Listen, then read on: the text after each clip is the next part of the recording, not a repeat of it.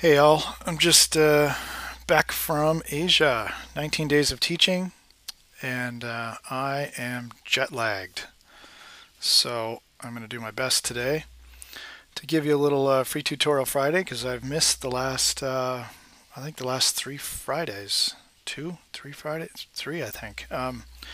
Anyway, let's get to it. This is a demo I did while teaching actually in Shanghai.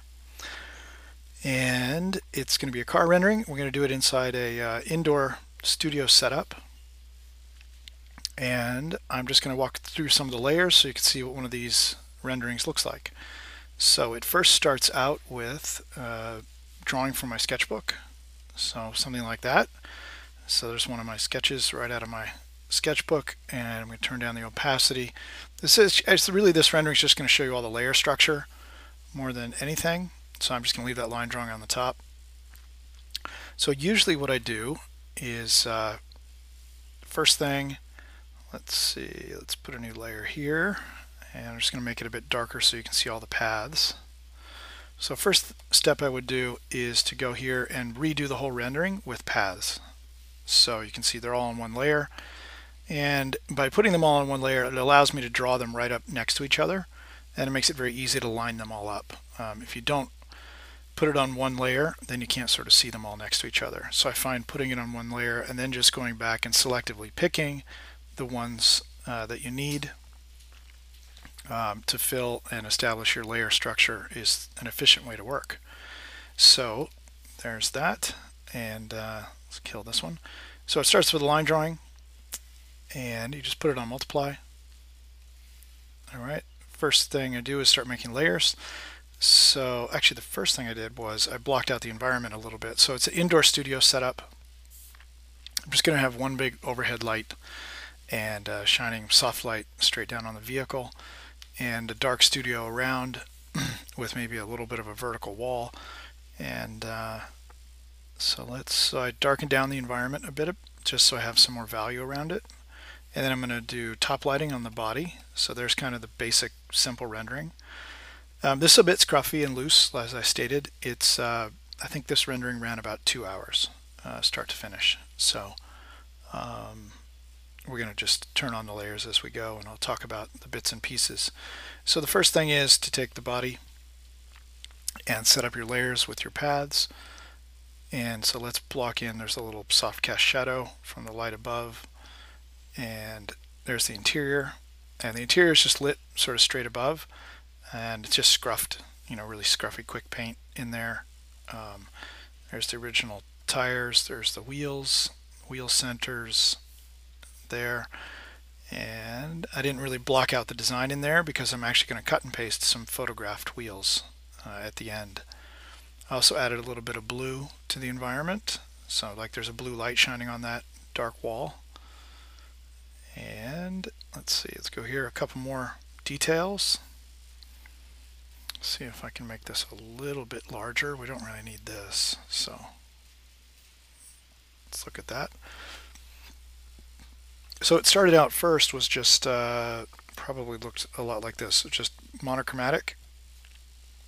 Now a big thing that if you want to make something a color, typically when we render our things in grayscale, we tend to use a lot more of the value range of the value scale because we're trying to get the form to read by changing the values. So if you have the values sort of a bit stronger like this to really show the form, and you try to colorize that, Command U will colorize, you'll get basically, if I want to do a red car, I'm only going to get pink, and that's because it's the wrong value to be red. What I mean by that is that this value of red, okay, which is like a 3 or something, is going to only give you pink. If you want a rich saturated red, your light side needs to be down in here, like a value, 4 or 5. So if you wanted to make this a red car, what you'd have to do to this value is you'd have to go to Command L, go to Levels, take your white point and pull it down, okay, to a value 4 or 5. And then if the rest of it's getting too dark, take your midtones and readjust them Okay, and you're basically trying to get your values to be closer together. So the light side in the brightest area gets down to a value 4 or 5. Then you pull your grays down as well. So you're just trying to get the range closer, and that's really more a true depiction of a matte surface. And so now if I was going to colorize that, okay, and now I would get a saturated red on the light side. And I can still see the form. So when colorizing from a grayscale, that's an important thing to remember. If you want to learn what value is a color, take a color photograph and open it into Photoshop and make it a grayscale, and then pick the value in the light side of the color that you want to try and render, and you'll learn what its true value is. And then when you adjust your grayscale, it'll make all the difference. So basically that's all I've done here, and I've done a little color dodge to give it a bit of a metallic look. So here it would be, let's make it color underneath so we can end up with a glossy, we'll end up with a glossy car and a metallic car. We'll do them both kind of orange. So let's look at something like that. Okay, I'll leave that one the way it is. And then here it would be kind of a strong metallic. So I've increased the contrast and I've done a little color dodge. You see it's done quite loosely, but you'll see it comes together and starts to look photoreal by the time we're done. Just added a couple little details here and there. Some edging around the windows. And glass, here's the glass. So I like to do glass. If I'm going to tint glass, I like to put it on a multiply layer. So that would be it painted, like say it was a dark brown. Okay, and if I wanted to tint that, I would do multiply and then just turn down the opacity, as much tinting as you want. In this case it's dark on dark, full dark interior. We don't see through the windows to a lighter background or anything. So but in this case I wanted to colorize the glass, and to do that I like to use either hard light or overlay. Hard light works well when it's very light behind the glass, but if it's dark, overlay is better. Because when you do the hard light, it looks like it's a bit too opaque, and it's not just tinting all the color, but it's actually changing it.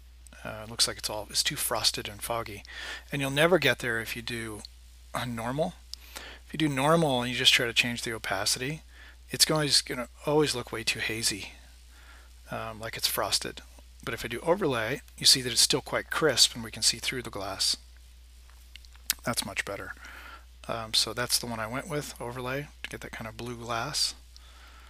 A couple more details. These are just matte surfaces, so just matte surface rendering on those.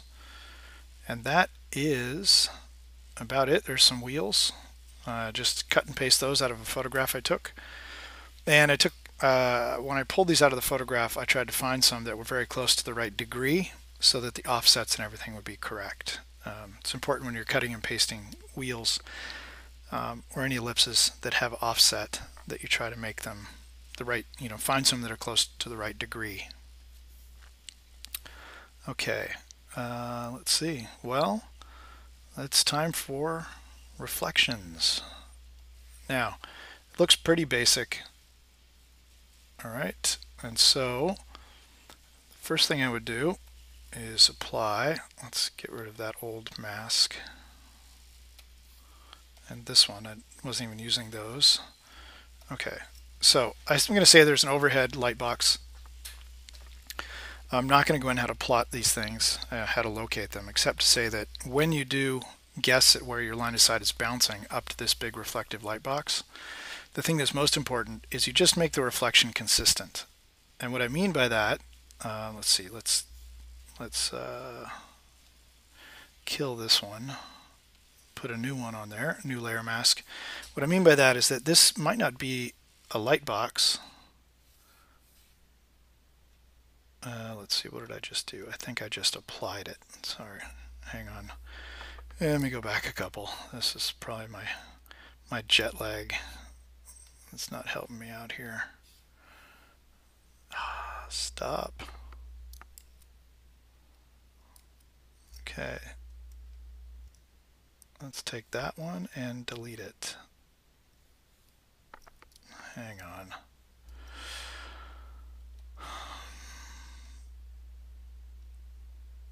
I just need to get rid of this. Sorry, I'm struggling. You can tell my brain is foggy today. Well, let's just, you know what? I still want it there. So let me paint it back out, and I'm going to show you what I'm talking about. Okay, so that's it, and it really just looks like a big decal if it's all the same strength, same opacity. So what I mean by having it be the same reflection is that this light box that's being reflected in the top could be actually a skylight and not an actual light. And it might have some beams or something that run through the middle of it. It could have something like that, and we could have beams running this way, blocking our view of the overhead skylight. So if this is a reflection over here on the fender of the same light source, right, being that skylight, then you would want to repeat that same pattern across there. So you can have any, obstructions looking into that, and what you'd want to do is make sure that wherever it reflects that light box, right, you see those same obstructions. And I'm just loosely doing it here, but that's the idea. Okay, and then your brain will start to put it together and believe that it's actually an overhead skylight with some beams or something running through it. So that's what you do. Now, what I did, it's a little bit different than that, is that I'm going to change the gradation in it like it's an overhead skylight. I have skylights here in my studio that are frosted plexiglass. I mean, the light shines on it from the outside, it gets hot spots. So one side can be much brighter than another. And they're kind of domed, so you could really end up with a hot spot in it. So what I'm going to do here is, let's put a little layer on top, something I write some notes with. What I'm going to do is I'm going to erase off one side of it, and I'm going to erase off another side and another. And the reason I'm going to introduce gradations, right, this direction, is that I know that when the human brain interprets form, it's because of value change. So if I can incorporate a value change into this reflection, and I can justify it by saying the light's shining, and making a hot spot in my skylight above, then that's going to help the form read more with the strength of the reflection. So let's see what I did for that mask. So that mask looks like that. And if, let's see, it's 100%. So here it is off. And here it is the layer mask. And it doesn't take much to make something look reflective. So you can always paint that back again and bring back more of the reflection, but it doesn't take much again. So that's where I'm going to start it. The next one I added, no, that's the old one. Next one I added was this, and the idea here, actually next one was probably this one. Let's turn it all the way up. Okay, which is a reflection of the wall.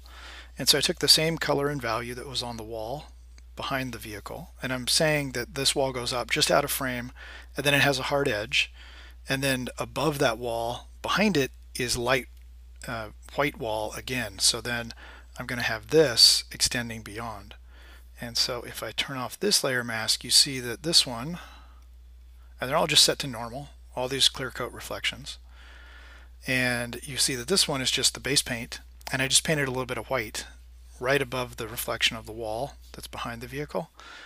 And then I added a layer mask, right, that only left the little white area.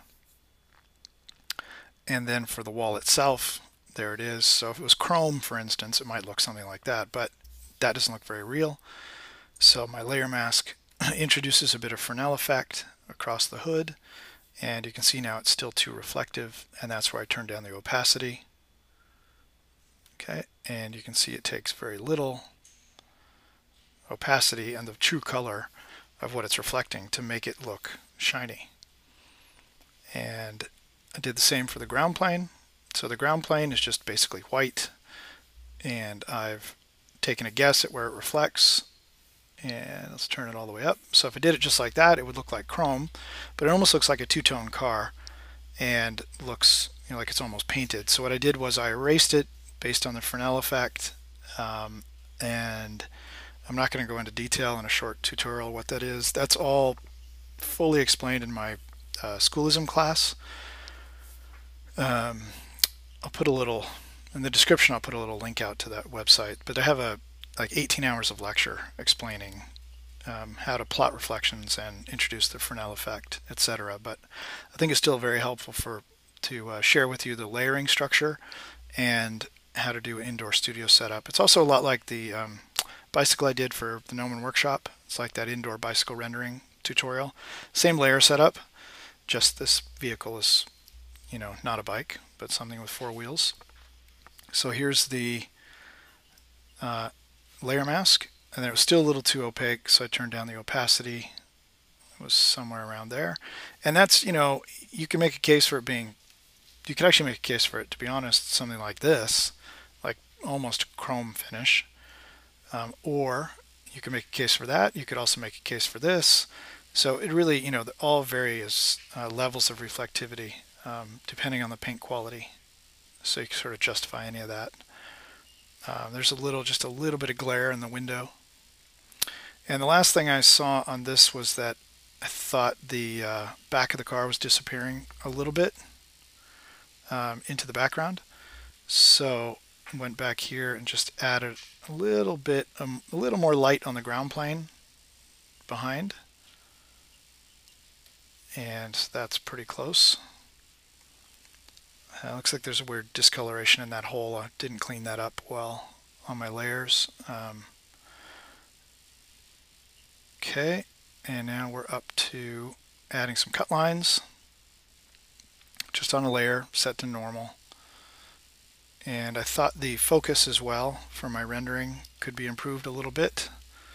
So I just put a multiply layer on top, and I thought the corner here is a little bit too hot. So I just darkened it down a little bit, bring the focus back into the center of the image and the vehicle. And then I did a little color balance, also on a layer mask, just through the middle. So there if it's the whole image, and then here it's been painted so that the effect of the color balance is just happening through the center. And the last thing I did to sort of harmonize it was add a photo filter over the top of the whole thing, just to bring the colors back together a bit. The very last tweak that I did was actually to the color of the car itself, I should say. Let's turn off this color balance. What I did was I took this layer, and I think I'm just going to duplicate that. And to get a little bit more temperature change through the colors, let's recolorize it. Okay, and turn up the saturation. Let's get it sort of back to that orange. Let's start with something like that. Okay, then what I did was Command B, which will take you to color balance, and I can now shift the colors based on value. So I'm going to say the highlights are going to go warmer, more yellow, more red. Midtones also a little bit more red, but then in the shadows I'm going to go cyan, maybe even a little bit of blue. And so I'm actually getting a huge temperature change from the light side, right, through the mid values to the darks. And so it's actually multiple colors now making up my values, which makes it much more interesting than just that. All right, so if I do, well, that was the original. Let's go do it one more time. Command U, colorize. Now it's just one color. Let's turn up the saturation. Let's get us back to something similar like this. That would be just like glossy paint. Actually a little bit of metallic, I'm sorry, but just sort of monochromatic, so just one color. And let's do Command B, highlights. Let's warm them up a little more. Let's warm them up a lot. Midtones warmer as well a little bit, but shadows going towards the opposite. A little cyan, a little blue. Maybe too much. Something about like that. And now let's look at the difference between the two. There's the monochromatic one, and here's the one that's had the color balance shifted. So you can see it gets a little more interesting. So I'm going to go back to this one, and that is about it. Let's see, those are my schematics. Little color balance over the whole thing, little photo filter. And that's really about all there is to it for this week. I just wanted to show you some layers, show you some of the things I've been doing in Asia, and that it doesn't take much to make something look reflective. If we turn off the reflections, that's pretty straightforward. Started with a value scale, did a little metallic color dodge to it, then added the reflection of the environment with these 4 layers, and that was about it. And of course, you can change the opacities of those to increase the reflectivity sort of as you like. And so, right, we can push that up to reflect more of the wall color, or take it down, or we can take this up to reflect more of the light wall behind that. All right, so really your preference, and it's about how much do you want to see the color of the underlying paint versus the reflection that lives on the clear coat. The beauty of setting up your layers this way, if somebody wants a different color car, right, or product, anything you've rendered, no big deal. Oh, here's what it would look like. Glossy paint. Let's maybe change the, let's just darken it down a little bit. Push the contrast a tick. So if it was glossy paint, it would look like that. And you want to change the color, no big deal. All the layers are set up, change color all day long, none of your reflections change. So that's the beauty of rendering it on multiple layers, because all your reflections do live on the clear coat and your base paint is a separate layer. So you can do that. You can also do it in the metallic one, of course. Same thing, Command U, pick any color for the car you want. All the reflections stay the same. So that is about it. If you really want to get into depth and really master the subject, the best thing I can suggest is hit the Schoolism class. So obvious promo for that today, but wanted to show you how I build out the layers and make these sort of things. The underlying discussion and lecture about plotting the reflections, the schematics look something like that. So you can see that's most of the lecture time was in Asia was about plotting those reflections. But this is the layer strategy. This is how you balance those things, and I hope you find that helpful. I will hopefully be recovered soon from my jet lag, and I can get back into some more original live demos. Let's see, I do have Comic-Con coming up next week, so it might take me a bit of time to get back into the rhythm of my free tutorial Fridays. But thanks for tuning in, and have a great week.